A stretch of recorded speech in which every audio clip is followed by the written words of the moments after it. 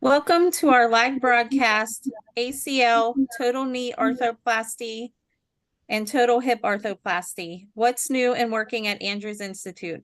Thank you for joining us. My name is Tracy Escamilla. I am the Director of Operations at Azra Pain Medicine, and I will be your host for tonight's webinar, sponsored by PAJUNK. We are joined tonight by our moderator, Dr. Scott Thomas, an anesthesiologist and Regional Anesthesia Fellowship Director at Andrews Institute Ambulatory Surgery Center in Gulf Breeze, Florida. He will introduce tonight's topic and speaker. Welcome, Dr. Thomas. Thank you, Tracy. Thank you to Azra and PAJUNK for sponsoring this event. Good evening from Gulf Breeze, Florida. Thanks so much for tuning in. Tonight, I have the pleasure of once again serving as the moderator for my colleague, mentor and friend, Dr. Greg Hickman. Dr. Hickman and I hosted a webinar on outpatient total knee arthroplasties a while back, and we're excited to share with you how some of our practice at Andrews has evolved since that time, specifically how we care for patients undergoing ACL and total joint surgeries. Dr. Hickman serves as the anesthesia chair and medical director at our facility. He's been doing blocks for a really long time. He is extremely experienced in orthopedic anesthesia and a very strong advocate for the use of regional anesthesia in these particular procedures. If you have any questions, type them below in the chat. We'll do my best to get to as many as possible, as many as time allows. We really look forward to an interactive discussion with our regional colleagues out there. So with that, I'd like to welcome Dr. Greg Hickman. Thank you, Scott. Let me pull up some slides here and we'll just get started. Bingo. So we'd like to thank PAJUNK for sponsoring our talk tonight. And if you ever get a chance to go to Germany and see their facilities there, they're pretty impressive. I got a chance to do that last summer, and it was really a great trip. And seeing their manufacturing process, the Germans are really into some cool engineering and manufacturing processes, and they use the humans a lot too to inspect and things. It was really a fun time. So we're going to talk about what we're doing at the Andrews Institute with ACLs, total knees, and total hips, and we'll show you what it looks outside our building here. Scott and I are inside in this building here. Here's our little place in Gulf Breeze, Florida. It's just near Pensacola, Florida. This is our surgery center down here. We have an outpatient PT here. Surgeon's offices up here, a little courtyard, a big 10,000 square foot gym here where we do combine training, and then a restaurant upstairs. And then on the right side, you don't see some classrooms and a cadaver lab for our fellows to use over there. So let's talk about what we all get here to talk about tonight. I'm going to talk about what we're doing. Excuse me. Excuse me. We'll start with our ACLs and what we're doing. I've done a lot of ACLs in my career, and we've really evolved and come a long way. And the way we do them, from when we used to keep them in the hospital for 3 days with an epidural catheter to now been sending people home now for about 15, 20 years. But what we do now is a femoral triangle catheter, proximal adductor canal. That's a mainstay of our therapy. We're going to do superficial anterior femoral nerve branch blocks. We'll talk a little bit more about that. And we do an intra articular injection for our ACLs. That's something we brought back into the folds about 6-8 months ago. And we're going to use our multimodal IV medications, ketorolac, ketamine, and dexamethasone. ketorolac and dexamethasone for their anti-inflammatory effects, and ketamine for its analgesic effects. So we used to use IPACs and genicular blocks at the Andrews Institute. We're not using those now. We basically have used the intra-articular injection to replace those. Our femoral triangle catheter, talk a little bit about how we do that in our approach. This is a study from Regional Anesthesia and Pain Medicine from August of this year. A group of Japanese anesthesiologists put this together, and they're looking at the migration rate in proximal adductor canal catheters. They're really femoral triangle catheters, and they're placing them perpendicular to the nerve versus parallel to the nerve in total knee arthroplasty. And it's kind of interesting. It's good to show how we actually are doing this here. So they took one group where they came in with the long axis and put the catheter and needle in parallel to the nerve and threaded the catheter down parallel to the nerve, versus another group where they came in perpendicular to the nerve and they just put the tip of the catheter right at the saphenous nerve. And so then it's going to be easy. This one's going to retract and migrate back away from the nerve a lot easier than this one. If this catheter pulls back any at all, it's still going to be laying next to the saphenous nerve and the nerve to the vastus medialis because it's going parallel to it. Now, we don't really do either one of these approaches. We actually do something halfway in between these two approaches. We come in at an oblique angle, kind of like this, or like this. So it's halfway between that, and then we thread our catheter down the nerve like this one. So we're, in essence, we're ending up like with this approach with our needle location, I mean with our catheter location. And so in their study, the short axis or the perpendicular approach where they lay the tip of the catheter next to the nerve, they had a 72% migration rate, which you would expect. And the long axis where they're laying the catheter parallel to the nerve, it's a much lower migration rate at 12%. And they defined their migration as an injection on post-op day 2, where the injection is not located near the saphenous nerve. I think there was something I wanted to, no, it's on the next one. Here's where we're going. Here's where they're going parallel to the nerve. Here they're coming perpendicular on ultrasound. To me, this is really hard to do, is a long axis in-plane injection on a nerve. It's very difficult. So our view when we're coming in looks kind of like this, even though we're a little more oblique than they are. And here you can see the perpendicular approach they use, where the catheter tip is right near the saphenous nerve. So you know it's really easy for that catheter to pull back. And that's why they got a 72% migration rate. Whereas this catheter is represented by the star. It's running parallel to the saphenous nerve, so it's going to stay in place much easier. When you talk about mid-thigh approaches or adductor canal femoral triangle blocks, the mid-thigh approach is what we used to use initially when we started doing adductor canals. We saw a lot of saphenous neuropathy doing it here, and so we moved up to a proximal thigh or a femoral triangle approach, and that greatly reduced our saphenous neuropathy. And so we're going more up here now. And if you want to do just a saphenous nerve and you don't want to get the nerve to the vastus, so you're doing an ankle surgery, then you come a little more distal and you can get the saphenous nerve real easily, and the nerve to the vastus is not in your way, in your field. So we're doing a femoral triangle catheter insertion. We're real proximal. And like I said, we really helped decrease our saphenous neuropathy. And we feel like we're getting better analgesia when we change from a mid-thigh to a more proximal thigh or femoral triangle approach. And we think that's probably getting better nerve to the vastus medialis coverage. Now let's look at the femoral nerve here. So here's the femoral nerve. And when you come over here, this is a bundle of 7 different nerves. 1, 2, 3, 4, 5, 6, 7. And so the femoral nerve is a bunch of nerves all in this bundle. But when the femoral nerve comes distally, and about where the femoral artery splits and the profundus comes off, the nerve starts splitting. So one of the most medial things the first medial thing you're going to see, or the second thing, is going to be the saphenous nerve, and the nerve to the vastus medialis. So if you're down at mid-thigh, you're down at this area where these two nerves are really pretty far apart. They're at least a centimeter apart when you're down at the mid-thigh. But if you come up more proximal, we're trying to get our needle right in here between the two nerves and a little closer to both of them. So we should block both of them with a single injection or a catheter placed in between these and going distally. So we're going to show you what the femoral nerve looks like as it goes down and divides up. So here's our femoral artery. Femoral nerve is here, this bundle here. And as it comes distally, you're going to see this part right here. That's the saphenous and the nerve to vastus. And they're going to come down and get to here, and then they're going to split open. There goes the saphenous nerve, and there goes the nerve to the vastus. I'm going to show you that again, just make sure it's clear. Femoral nerve. We're scanning down the leg.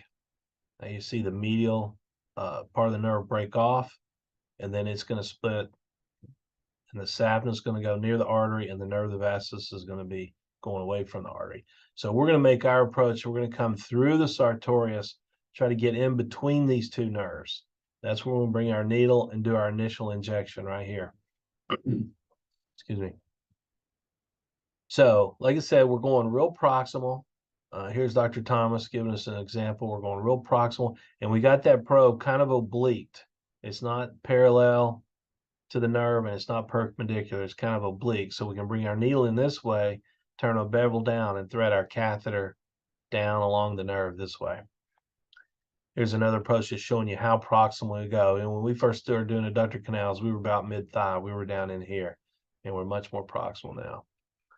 So we're going to look at this. We're going to see the sartorius. You know, when you're mid-thigh, the artery is here about middle of the sartorius. So we see how proximal we are, and it's a little more posterior to the sartorius.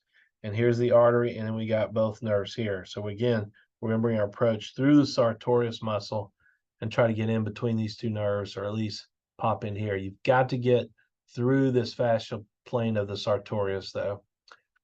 You don't want to inject up here in this muscle. Obviously, you've got to get below it to get in this canal. And if you do, you'll get a nice spread up and down that canal. Now, this is when I talked about mid-thigh, where the artery is in the middle of the sartorius. You can see the saphenous nerve is over here close to the artery, and the nerve to the vastus is pretty far away. It's about a centimeter away from the saphenous nerve. And so when we were coming in and trying to inject near the saphenous, we feel like maybe we weren't getting the nerve to the vastus as well.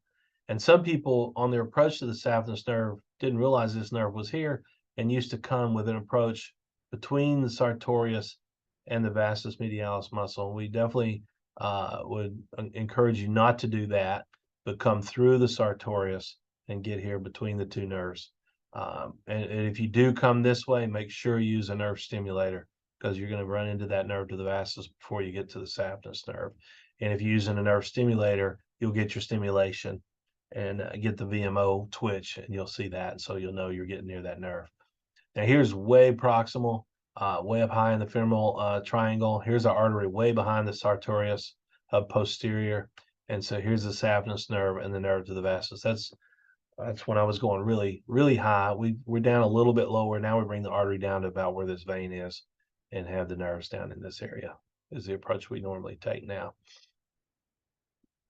So our femoral triangle catheter is the cornerstone of our multimodal post-op analgesia for our ACLs and our total knees. The initial bolus is going to be 10 to 15 cc's of Bupivacaine, 0.25%.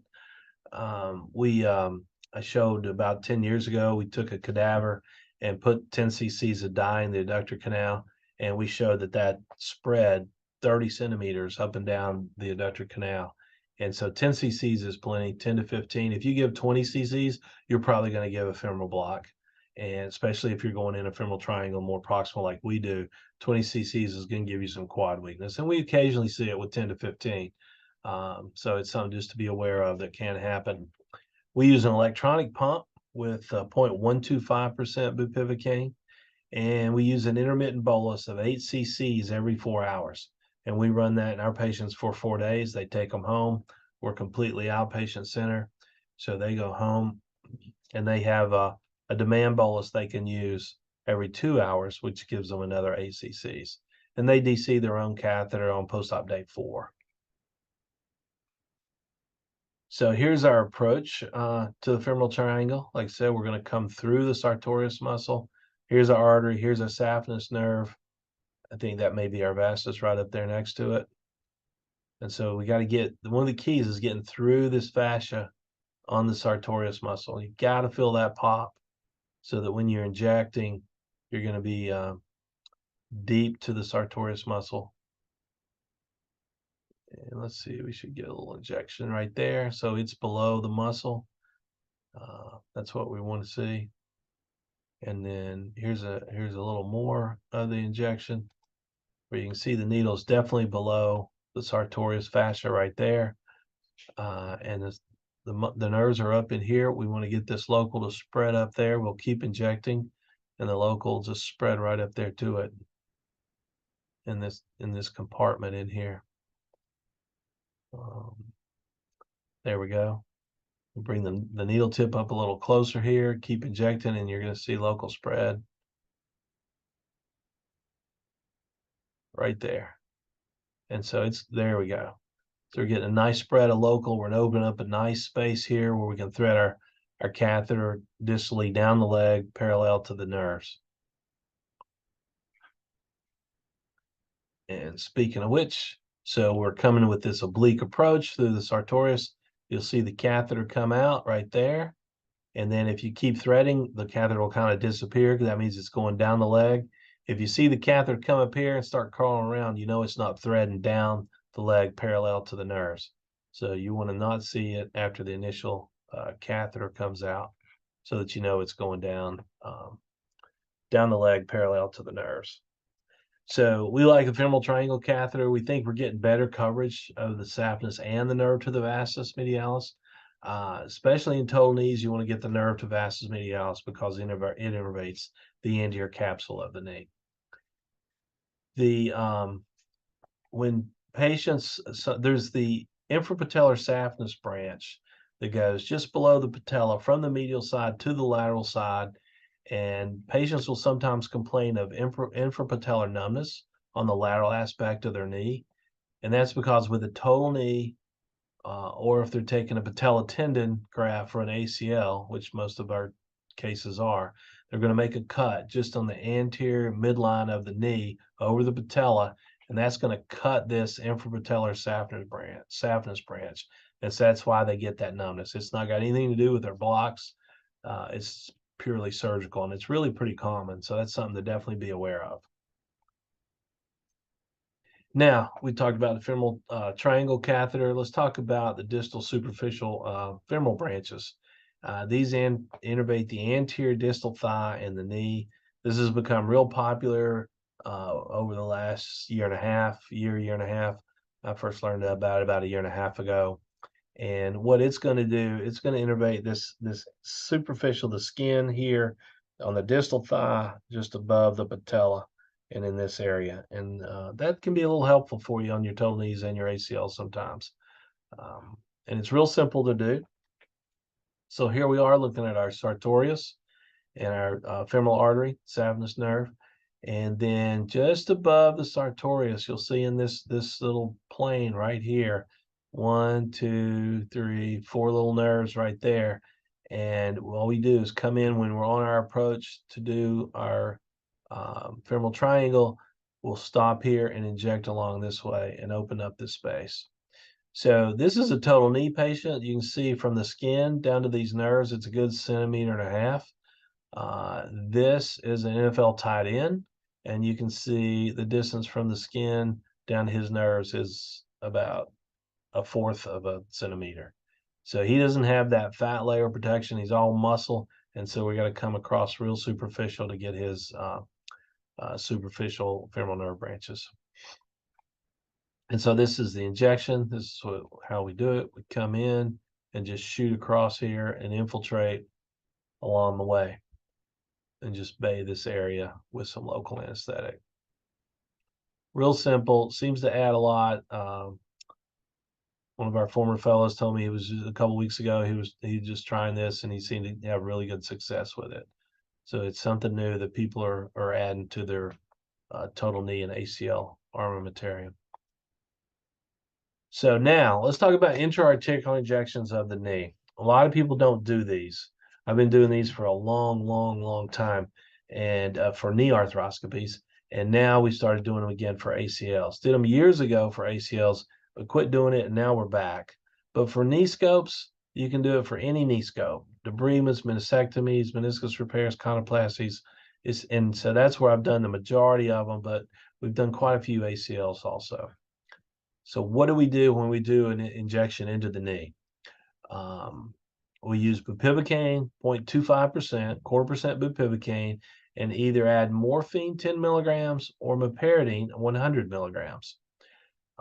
We use Bupivacaine with or without epi. We kind of like to use it with epi, but in the last year or two, we've had trouble getting that, so we just use plain Bupivacaine now. And this is Bupivacaine and a narcotic. So why are we doing intra-articular injection? Well, we know with our femoral triangle block and catheter, we get the anterior and medial aspects of the knee. And we want to get the posterior and lateral innervation. And we used to try IPACs. In our hands, IPACs just weren't consistent enough. They didn't work well enough on everybody. And so we went back to the intra-articular knee injection, and it's really taking care of that posterior and lateral innervation in the knee.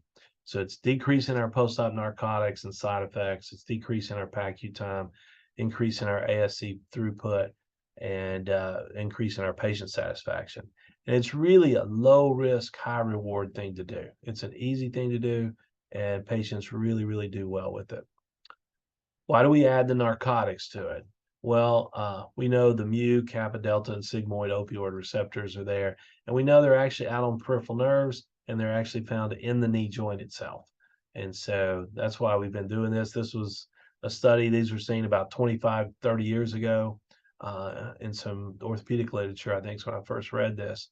And they pointed out that there are peripheral opioid receptors. So people are going to ask about complications, and I've done over 50,000 intra-articular injections since back in 1998. We started doing this in 97 or 98 with our knee arthroscopies. I've seen no infections, basically no bleeding, and no last with any of these. Now, this is the big question everybody's going to want to ask. Probably at least 50% of people out there are thinking, what about chondrolysis? So I've not seen any chondrolysis with a knee intra-articular injection. Let me talk a little bit about the history of chondrolysis. Chondrolysis occurred back in the late 90s, early 2000s, when the orthopedic surgeons were doing shoulder surgeries, and they were taking the catheter and put it down in the shoulder, and they would hook up an on-cue pump to it and let that run for 2 to 3 days. So they had this constant infusion in a small joint without a lot of space for going for 2 or 3 days. And that's what caused the chondrolysis. What we're doing, we're injecting 30 cc's in a huge joint compared to the shoulder, a much larger joint. And it's going to get washed out in an hour, hour and a half at most. So it's not a 2 or 3 day thing. It's an hour, hour and a half thing. And so it's really, the chondrolysis is really not an issue. So it's really a low risk procedure. So how do we do this?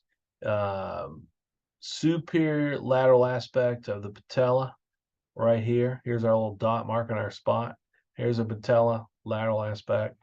And what we're going to do, we're going to go in this superior patella recess right in here.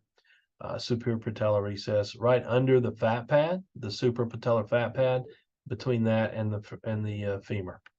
So we're going to come in laterally here. We're going to inject this local, and it's going to come down and just soak this whole joint. So you got local and narcotic having time to bind and hang on to their receptors. So you got the femur on an ultrasound view. You got the femur, the femoral fat pad here.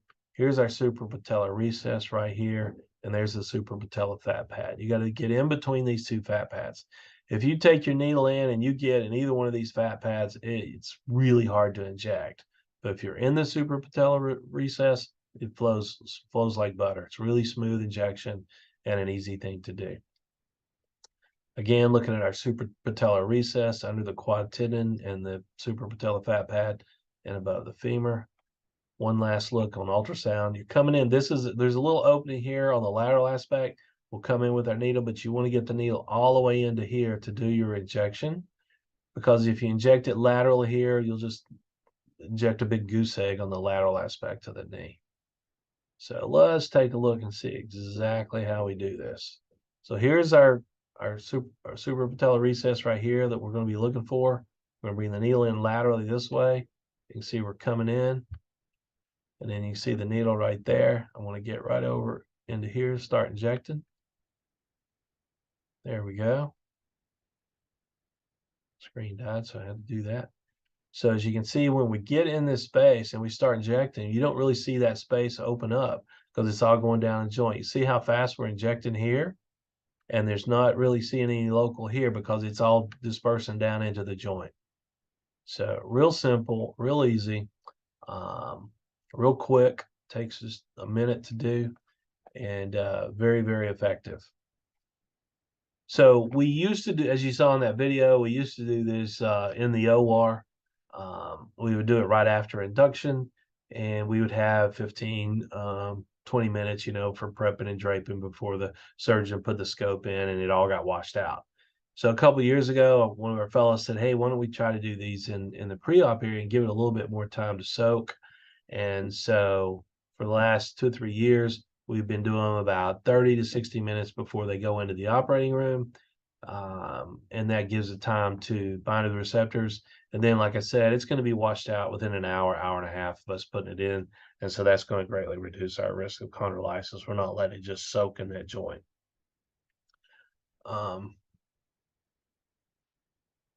So that's it for the ACLs, femoral triangle catheter, superficial femoral nerve blocks, and intra-articular injection. And I think the intra-articular injection has really helped us a lot in the last 6 to 8 months, really made it really smooth. Basically, all our ACLs hit the recovery, wake up, no pain, and get discharged really fast and on time. Total knees. We're actually doing a lot of total knees in our outpatient center. Scott said we did a webinar a year or so ago on that. And we're going to talk about just a little change we've done for our total knees. Something we've added is called, a trade name is ZenRelief. It's a Bupivacaine meloxicam polymer. And we're going to talk a little bit about that. And we'll talk a little bit about genicular nerve blocks. And we've already talked about the superficial femoral nerve branches. So for our total knees, we're doing spinal anesthetics. We actually are doing most of our spinals in the pre-op area. We're using isobaric mepivacaine or isobaric chloroprocaine. We got one surgeon that's just super fast, and he wants to use the chloroprocaine, and he loves it. It works really well, even though we're even doing that in the pre-op area and then taking them to the OR. Femoral triangle catheter, again, just like with our ACLs. And then the superficial anterior femoral branches, just like the ACLs. Then we get our ZenRelief and our genicular nerve block. We use the same multimodal IV medications as we did for our ACLs. So we're no longer using IPACs for our total knees. Again, just inconsistent. They weren't always working. It made things a little difficult. We're having to medicate in the PACU. So we've changed to this polymer. So what is this? ZenRelief stuff? It's bupivacaine and meloxicam. So what meloxicam does is it minimizes the inflammation and decreases the acidity in the area of the joint, allowing the bupivacaine to work. We all remember how if you had a rectal abscess or some kind of abscess, local anesthetics are not going to work because it's too acidic to allow that local to work. So that's this meloxicam allows this to be more effective for the next 48 to 72 hours. It's really thick. The ZenRelief is really thick. It's like honey. And the surgeon injects this posteriorly in the joint just prior to closing. Once he gets his joint in and everything's good, we'll show you a video of how a couple of surgeons injected in the posterior gutter of the knee. And the goal is to get a nice 72-hour effect in that posterior aspect of the knee after a total joint. So here's how one of our surgeons does it. Okay, go for it. Puts about 3 cc's right in the middle. This is the way the company recommends it. Sorry, that's a little blurry. But right in the middle of the joint, goes back posteriorly, injecting that, and that leaves 2 cc's for each gutter. That's the medial side. Lateral gutters, Then we'll come over to the lateral gutter. medial and lateral gutters. Then we'll close up. And then they just close up. That's simple. Perfect. Takes about 15 seconds at most for them to do. Okay, go for it. And then here's another surgeon. I'll let him describe what he's doing here. We finished the knee, we washed it, and there's no other steps to do, so we don't wash the thin release out, we're done. The way I do it is lift it up, put it down each gutter, kind of force it around to the back. And do it on each side. Try to give you a better view of it. And that just kind of forces it around to the back capsule. And then that's my last step before closing. Perfect. Completely. Perfect. So we're doing our adductor canal, our femoral triangle catheter, get the anterior medial, excuse me, anterior medial aspect of the knee, and we throw the Zen relief in the posterior aspect of the knee to get the posterior aspect. And now we got one area of the superior lateral aspect of the knee that we're going to get with the genicular nerve block. These blocks, they're like 4 different genicular nerves. They were initially done for chronic knee pain, where they would inject 3 or 4 of them. They did them under fluoroscopy. And they used the bony landmarks, of course, to do that. Ultrasound, you really don't see these nerves very well. You may see a little vessel that's associated with the nerve, and we can use it for post-op knee surgery.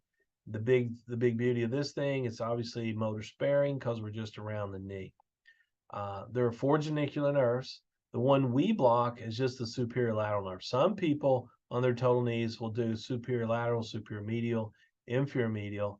Most people kind of avoid the inferior lateral because it's right next to the perineal nerve. But this is the only one we really get because we're getting the rest of the knee in different ways. People have different approaches to total knees, and whatever works for you is, that works for you. That's what you should stick with. Now, these genicular nerves come off the sciatic nerve. And we'll show you here.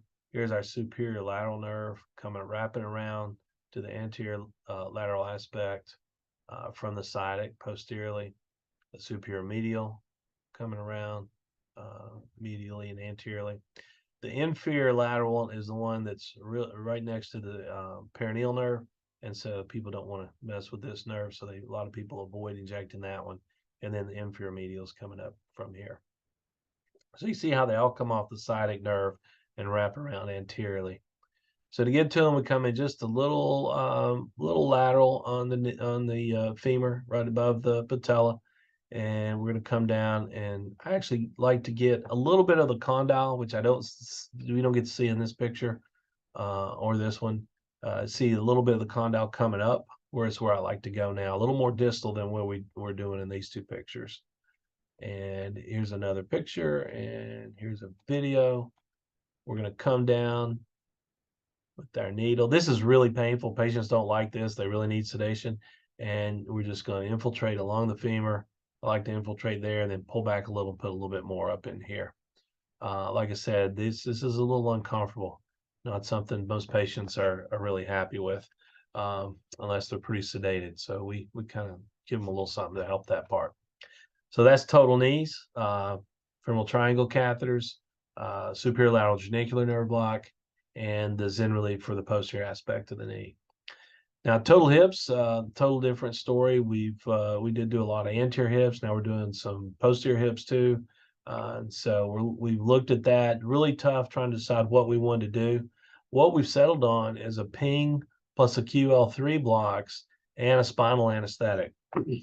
So we're in the process of doing our own study of comparing fascia iliaca blocks to PING blocks to ESP blocks for total hips. And one of our surgeons came and said, "Hey, have you ever thought about doing a PING plus a QL3?" And we're like, this was like 3 or 4 years ago, and we're like, QL3? No, hadn't really looked at that. So we did some research, found one article from a friend of mine up at UAB, where I trained, University of Alabama, Birmingham. Promil Kukreja, Dr. Kukreja, had an article where he did 15 revision total hips using a ping plus a QL3. And so he had a good success. So we thought we'd add that to our study. So we'll look at our patients, fascia iliacas, pings, ESPs, and ping plus QL3s. And our post-op pain scales, actually the fascia iliaca, this is the max pain scale, and this is the discharge. Fascia iliaca was the lowest in both. Ping was pretty good with the discharge pain score, but our PACU times, again, fascia iliaca 1 and QL3 was second. And then total narcotics, fascia iliaca 1 and the ping plus QL3 was better than the ESP or the ping block. So you're saying, well, why don't you do fascia iliaca blocks? Well, not so fast, my friend, as coach would say. In our study, when we're doing the fascia iliaca, yeah, they had the best pain relief. They did really well, but we're sending them home from our surgery center. And we had a lot of patients go home and hit the floor. We got a complete femoral nerve block with quad weakness. And these patients having total hips are not the youngest, spryest patients. And so we had a lot of patients falling, and we realized that just was not that was not going to work for us. And so when we looked at the QL3 and the ping blocks, they had no motor weakness at all. So we actually have them up walking in the PACU, and we felt like this was much safer for our patients than going home and risking them falling. That was just the biggest issue there. Even though it was better pain relief, we couldn't afford those risks. So how do we do it? We do our ping. We do 20 cc's of 0.25% Bupi and 30 cc's in the QL3. So if you haven't done QL3s, we're going to show you how to do them and the ping blocks. So ping block is really pretty simple. Here's the ASIS. We're just a little medial, a little inferior, and we got a little oblique angle so that we're sitting right on the bone, right on the crest of the bone here. And that's the psoas tendon. And so we'll look at it under ultrasound, psoas tendon, the bone of the pelvic brim, femoral artery and femoral nerve up here. So look at it without the labels, psoas tendon, femoral artery, femoral nerve. We're going to bring our needle in here. We're going to inject, I call it the IPAC of the hip, because we're just injecting all along the pelvic brim here. That's where we want the spread of the local to be. And so it should look like this. Needle comes in, hits the bone. We start injecting. We see local spreading. We'll inject some more. Should see that psoas tendon rise a little bit. And when that rises, we got local spread over this way. And boom, we got local all along this brim right here, just from that one injection. Real quick, in and out. There we go. Now the QL3, that's a little more complicated. So here we are right above the iliac crest with a curvilinear probe, because this is deep, and we're aiming down looking for the vertebral body here and the transverse process, and at the tip of the transverse process, that black muscle is the QL muscle. Here's the psoas muscle right here. Okay, so here's our approach. We're going to come in right through the QL3, so we're going to come down about 3 centimeters and come across. So we're going to come down and come straight in about right here. So that we're going to have our needle coming, well, a little bit angled, but coming straight across the screen. So vertebral body, transverse process, QL muscles right on top of the tip of the transverse process, and then our psoas muscle is here. So you'll see the aorta here and the lumbar plexus here. So we're going to inject up in here, and we're not going to go deep into these structures down through the psoas muscle. Okay, so here's going to be our approach. It's our needle coming through the QL. So we use a nerve stimulator. This is a trick I learned from Jeff Gaston. You get down into the psoas muscle and you'll see it start twitching. So then we just pull the needle back to where that twitch goes away, that local stimulation, and that's where we'll start our injection. Again, see the vertebral body, aorta, lumbar plexus, and then we start injecting right here. And then here, see some more of the injection. I'm kind of right at the tip of the transverse process and see the local spread all through here between the QL, the psoas muscle. So for our total hips, we're doing a spinal anesthetic, either isobaric mepivacaine or isobaric chlorprocaine, based on the surgeon. And then we're doing this QL3 and the ping block. And that's how we're doing those these days. So Dr. Thomas and I would like to invite any of you guys to come visit us at any time. We have a 2-day regional anesthesia preceptorship where you come down and just observe our practice and see how busy a regional anesthesia practice can be. You'll see at least 30, 40 blocks in the 2 days you'll be here. And to do that, you go to andrewseducation.org. Just go to that website and look for the regional anesthesia preceptorship, and they'll take you to the registration page, and we can get you down here. We'd love to have anybody here. We also have a full year fellowship where our regional anesthesia fellow does well over 3,000 blocks in 1 year. There's no residents here. It's a private practice. It's an ambulatory surgery center, so there's no call, no weekends, no holidays. And we have a really good time. We have a lot of fun. And just to let you know, if you go out the back door of the building and cross the highway that's over there, and then there's a 1 mile bridge across the intercoastal waterway, and that gets you to Pensacola Beach. And then you go about a quarter of a mile and you're in the Gulf of Mexico. So we're in a beautiful place. And we have a really good time here. So I'll turn it back over to, the Blue Angels are based here in Pensacola. So we're very proud of these Navy pilots here that do shows all over the country. Now I'll turn it back over to Dr. Thomas for questions. There we go. Well, thank you, Dr. Hickman. That was a great talk. We have several questions. Just a reminder to ask a question, click on that little Q&A button down there and go ahead and type in your question. We're going to do our absolute best to get through as many as possible in the next 20 minutes or so. And I think we'll just start from the top.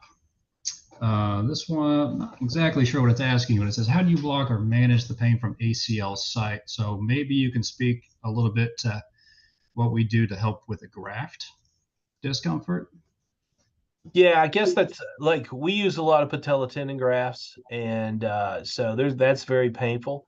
You actually, the saphenous nerve, when I talked about that infrapatellar branch of the saphenous nerve, that should cover most of that.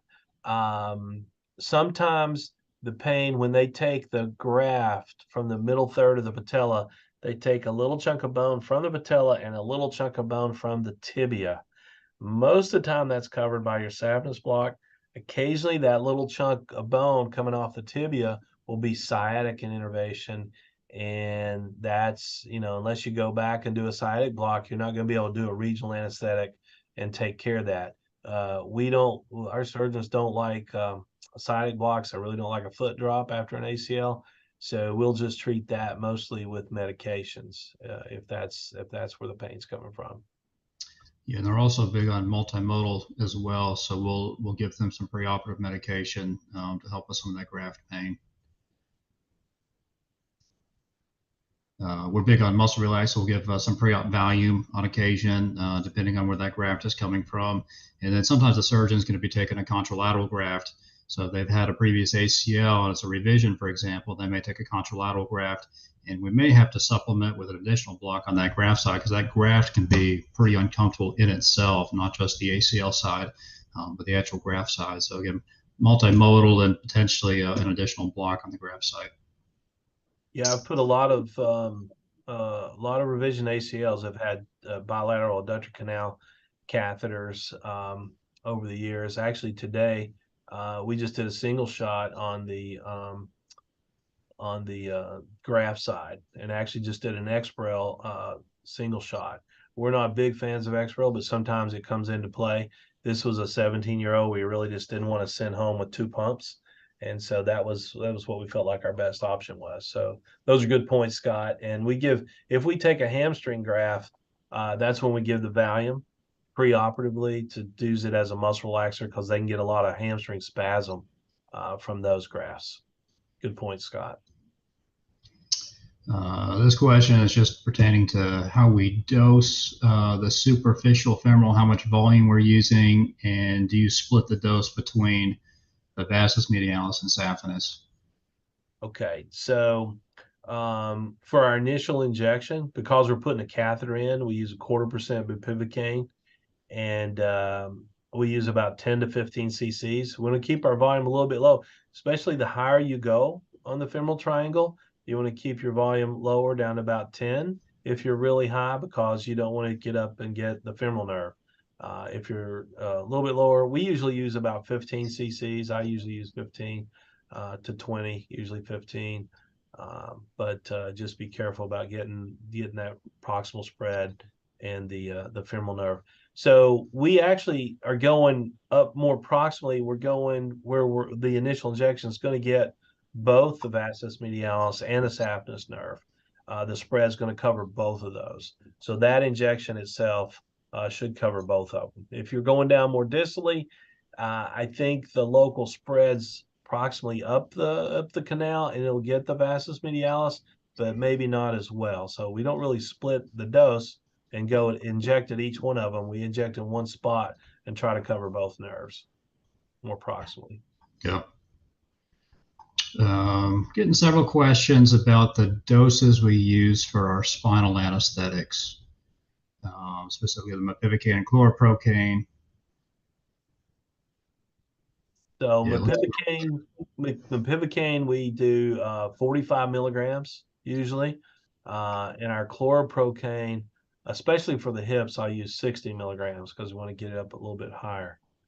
If it's a knee, we might go down to 50 on the chloroprocaine, but we want to make sure it lasts long. So I usually go with 60 milligrams on the chloroprocaine. What you yeah, I agree with that. In terms of duration of the spinals, with the chloroprocaine, I'd say we can pretty reliably get about an hour and a half of a pretty solid analgesia, the surgical analgesia there.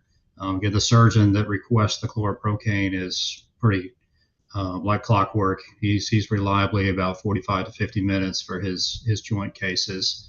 And if we need to, if he goes a little bit longer, we can usually milk that spinal long enough with some extra propofol and adjuncts there.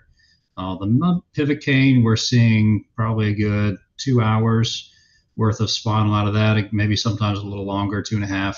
Again, enough propofol, you can get them through towards the end of the case. But, it's about perfect when they're starting to wiggle their toes and get some feeling back in their legs when they're hitting the recovery room. So that's really our goal, to facilitate an expeditious PACU recovery.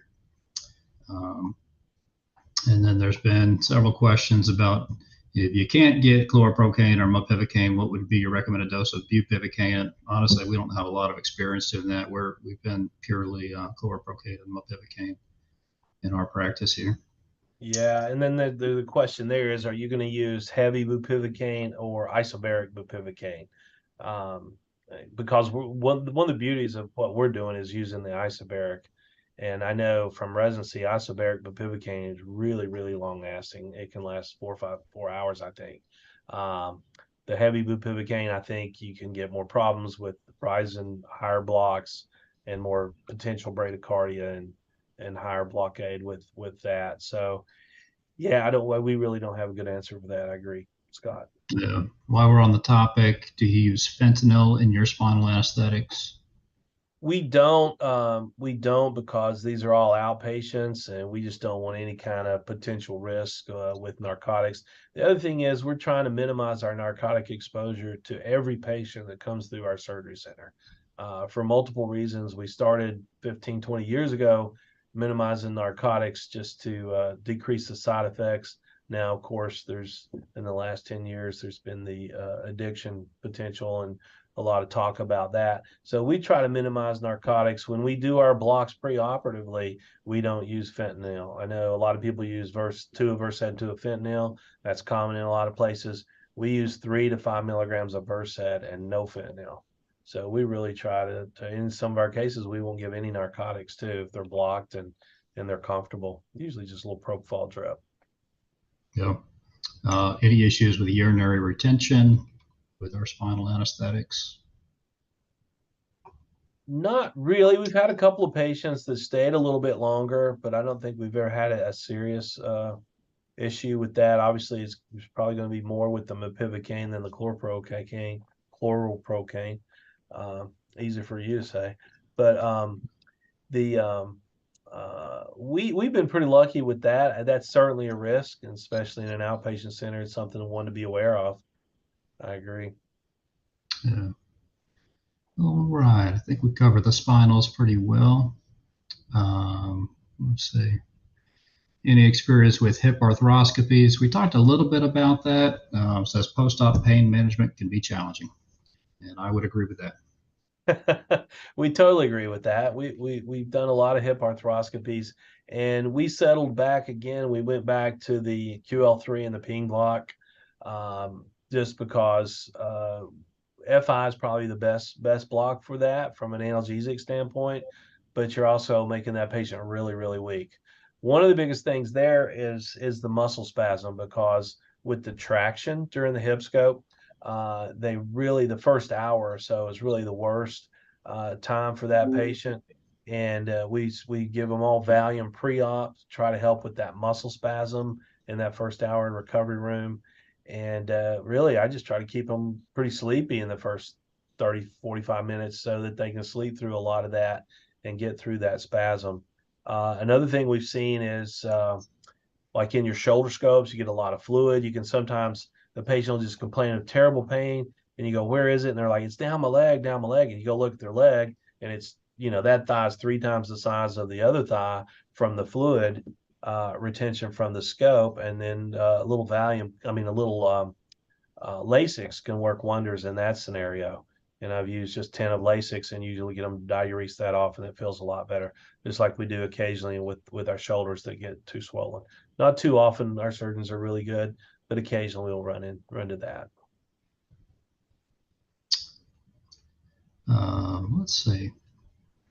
So a few questions on here, of course, about Exparel. And one says, why have you opted to not use Exparel for your lower extremity blocks as opposed to catheters for sake of dislodgement, etc.? So concerns about just dealing, the catheters worth the extra trouble? Yeah, good question. And I think in our hands, because we thread the catheter, we come in with that oblique approach and thread the catheter down parallel to the nerve. Our dislodgement is really rare on our lower extremity blocks. And we just haven't had the success with Exparel that we've had with our catheters. And, other people, have had better success than we have. And we just stuck with our catheters because they work well. And our surgeon, if we were trying to tell them we're doing something different, they freak out because they know that what we do works in our scenario. And just the beauty of having that pump in, we can leave it in. Like I said, we leave in 4 days. Some people have advocated for 5 days. I think if you're going to put a catheter in for 2 or 3 days, or for 2 days, it's really not worth putting a catheter in. Certainly, you can get that with Exparel. But we've had better duration and more success with catheters than Exparels in our lower extremity blocks. Like I said during the talk, if you've got something that's working for you, stick with it. If it's work and you're happy, your patients are happy, and your surgeons are happy, stick with it. But because there's a lot of different ways to skin these cats, and we're just sort of talking about what works for us, and we do a lot of cases, so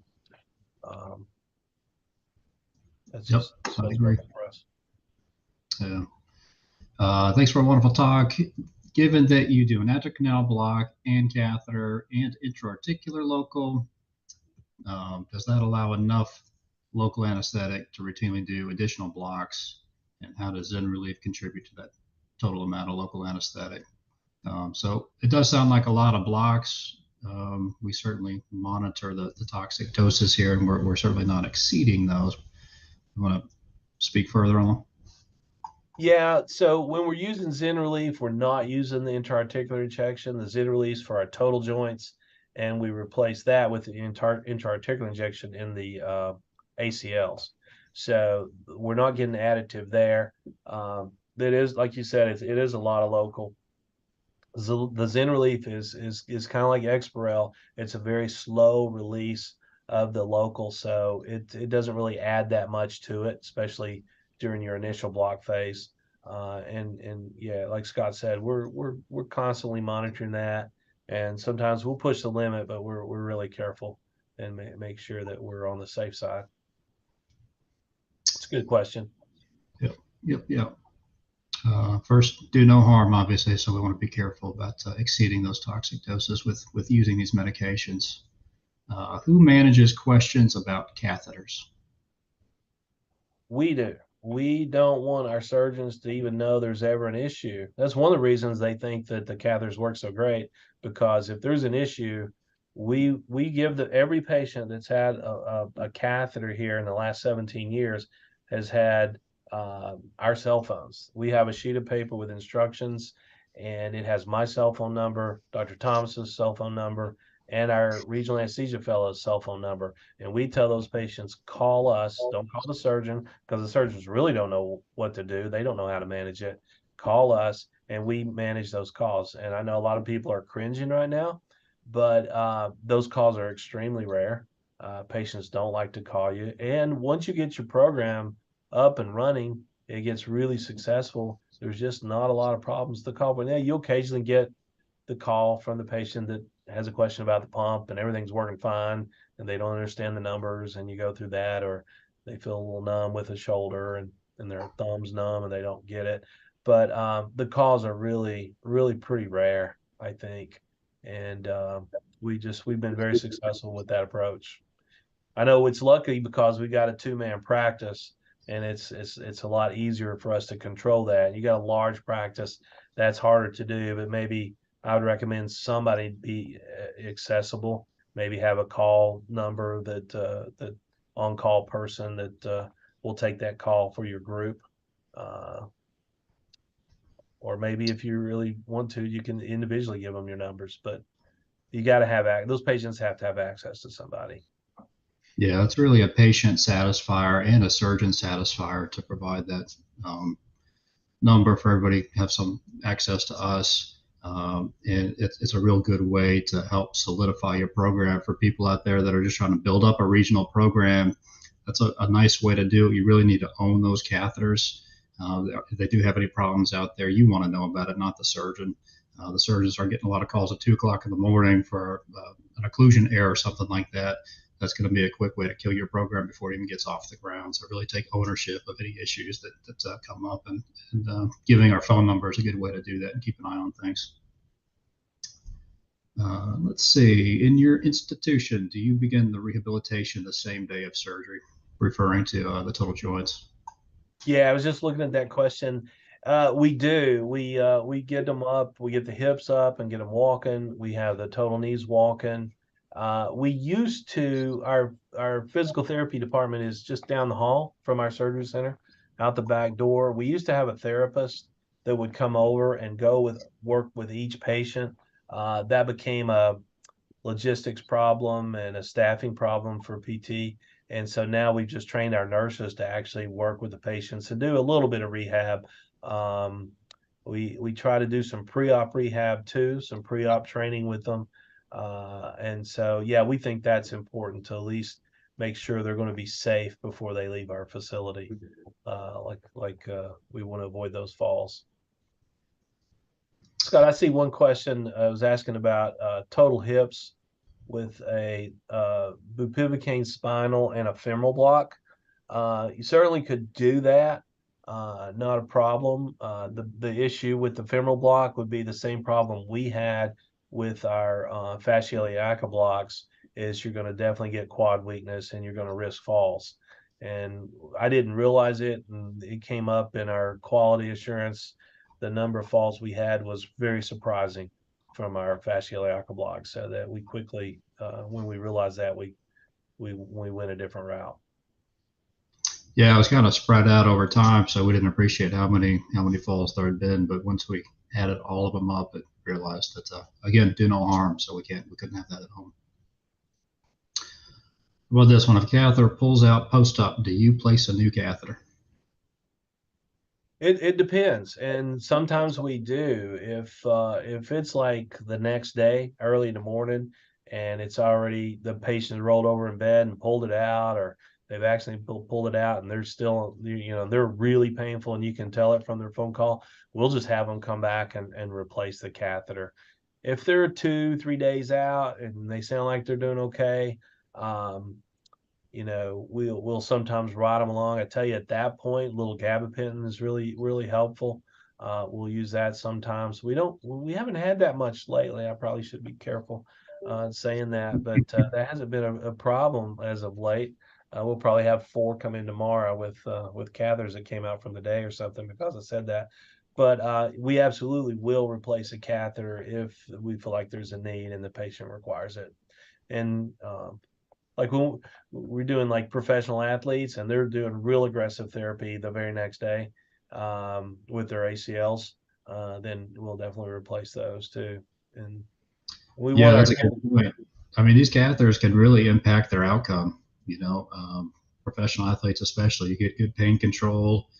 The therapist can push them a little bit harder, get them moving quicker. I mean, that can be, a few weeks earlier recovery for these professional athletes, which can mean a game or 2 in the season, which can be a big deal. So, the regional anesthesia isn't just good for their pain relief. It really helps their longevity and the long-term outcome there too. So, again, our surgeons really appreciate what we do. We've got a good working relationship with them for that reason.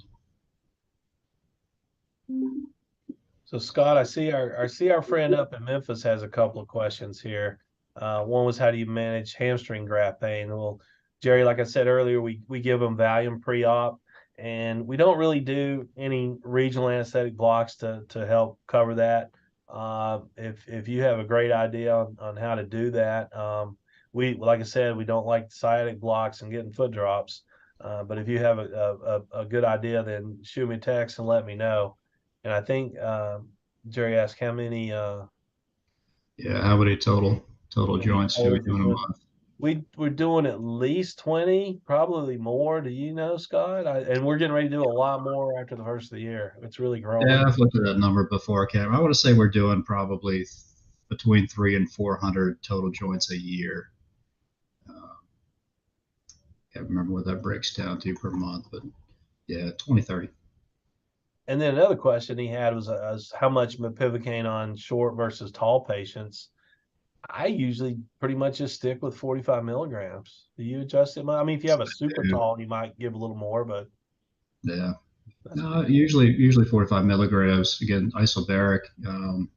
Seem to have less issue with it migrating and floating up, or it seems to stay put pretty well, regardless of patient height.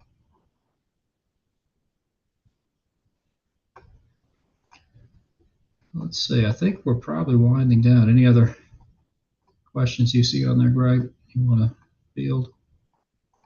I'm looking. If not, I think we're about the 7 o'clock mark and out of town.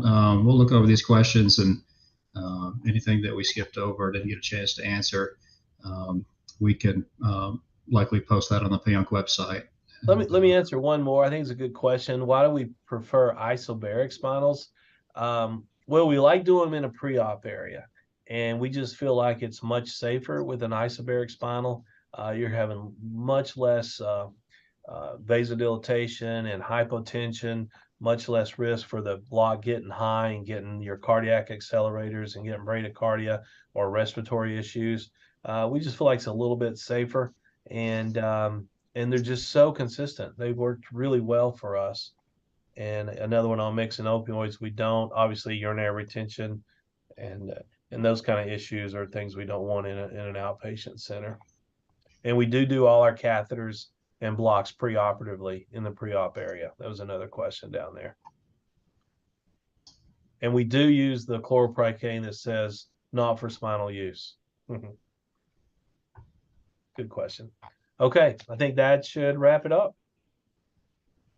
I think that's it. Thanks everyone for joining us.